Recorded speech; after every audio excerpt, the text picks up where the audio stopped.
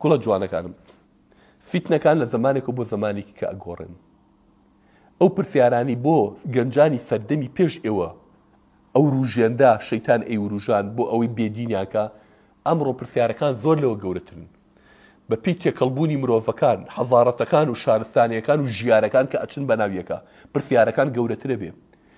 وەکو چۆن دیندارەکان دەتوان هەموو پەیوەندی بەیەکەوە بکەن خزمەت بە دین و بە ئیسلامەتی و بە چاکەکردنی یەکتر بکەن وتەعاونوا عەلە البر والتەقوا کافرەکانی ژاوان کافری ئەو سەری دنیا لەگەڵەوەی ئەو سەری دنیا لەگەڵ خۆرهەڵات و خۆرئاوا هەمویان نەتوانن لە ڕێگەی فەیسبوک و لە ڕێگەی ئەنتەرنێت و پەیوەندی بێکەن گومانەکانی ئەمان و ئەوانە بۆ پێکەوە لێگەرێکن بە مێشکی تۆیە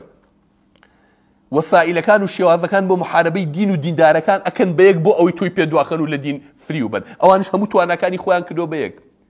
لوتکەی ئەم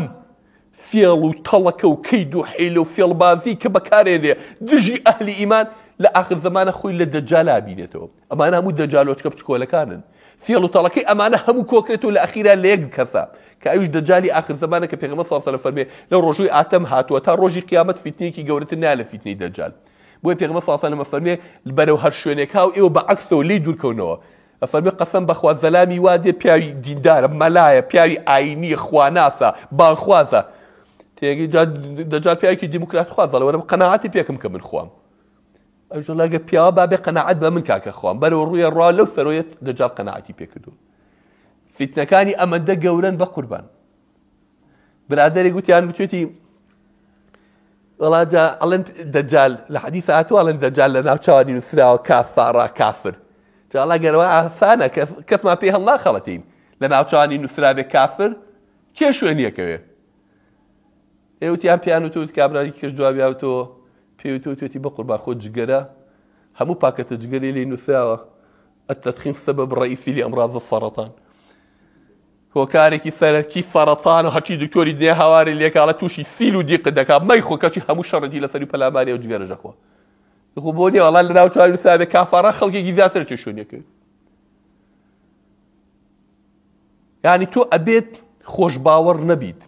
دوژمنەکانی شەو ڕۆژ ئیژەکەن بۆی تۆ لە فریو بن تۆش بە خۆ پاڵە لێیاوە تۆ ئاگار لێ نییە چەندیان ڕق لەو ئیمانی تۆیە لەو ئیسلامەتی تۆیە لەو دینداری تۆیە لەو خواناسی تۆیە ئەوە لە پەرە لە بەردەمی ئەوانە قبوڵیان نێسمێنێ دیندارێک و خواناسێک کە شەرم لە خوا بکەوە میلەتی خۆی خۆش بێ ئەوە ئەم وڵات و ئیداری ئەم وڵاتە بەرێ بەڕێوە چونکە ئیشی ئەوان هەموو وەفتێ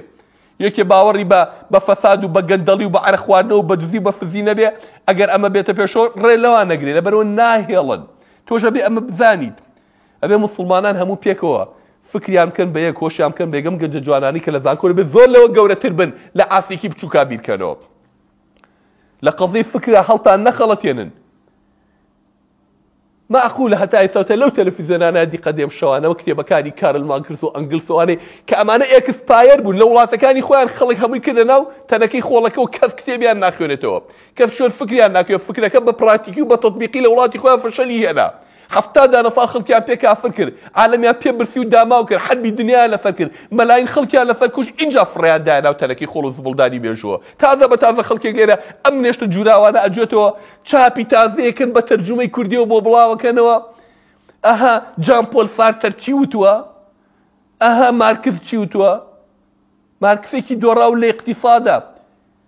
وڵاتێکی دۆڕاوی لە ئیقتیساد دەدروستی قوڕی کرد بە سەرە تازە بە تازە و خەڵکە هەناسەیەکی ئازادی لە رووسیا و لە ئیتیحادی سۆڤیەتیا هەڵبژێر نەچاوێت تازە بە تازەی وڵاتی ئێوە فێری مارکسیەت و بێدینیەت کاتەوە تەلەڤیزیۆنەکان چێ برە و بۆوان نادا ئەچێ ئەم کتێبانە بشانەیە ئەمە مفەکیرەکان ئەمە ڕۆشنبیرەکان ئەمە ڕۆژن فکرەکان ناوی زل و قەبە و زەبەلاحیان لێنێن شاری وێرانیش و هیچیشی تیا نییە ئەبێ ئاگادار بن بەمانە هەڵ نەخەڵەتێن باشترین دەرمان قوتابخانە سەرچاوە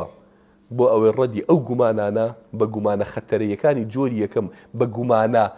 لوغمیەکانی جۆری دووەمیش کەوکو لوغم بۆ دانێن هەمووی وەڵامەکەی لە قورئانایە ئەگەر تۆ شارەزای قورئان بوویت لە دینەکەی خۆ شارەزا بوویت